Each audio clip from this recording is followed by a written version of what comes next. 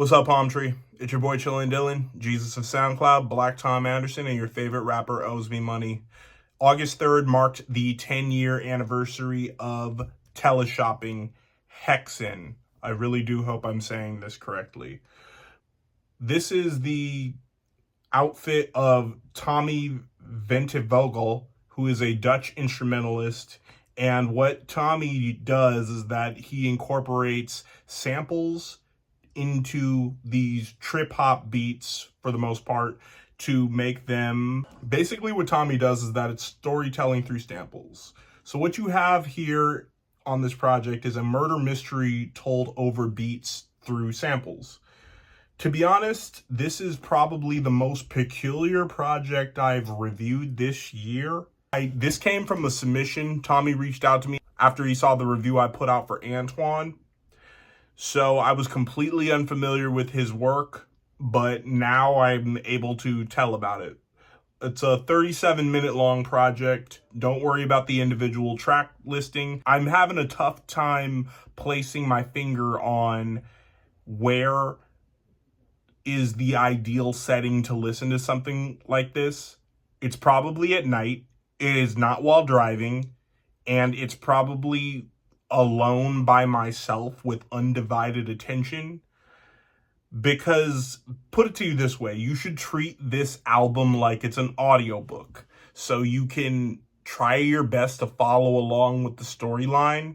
There's going to be a lot of different samples from a lot of different mediums which are unknown to me. It's probably from film and TV that I'm not familiar with. But production-wise, he reminds me a lot of MF Doom's sound on Food, just with the samples. I think, with the buildup of the beats and the vocal samples from these movies or TV, it kind of reminds me of like the intro to Beef Rap. There's a host of oddball instrumentals on here. For example, you got Hhexen Browl Souls Scouting Problematic, and the instrumental for that song kind of characterizes the whole project. And it's a good transition to the next one, which is Hexy Spokes. One of the songs that is the most memorable to me is I Hate the Jungle Sometimes. I hate the jungle. I hate humidity. It's almost like visualize him suffering, which I think is really what Tommy's going for on here, for you to, visualize the vibe of it itself. Cage Volta Drugstore is these odd, uneven synths and drum kicks, and it just has this vintage murder mystery vibe. Perhaps my favorite of these instrumentals would have to be Introducing Juju Superfood. It's that TV ad vibe. It says in the parentheses, TV commercial prime time.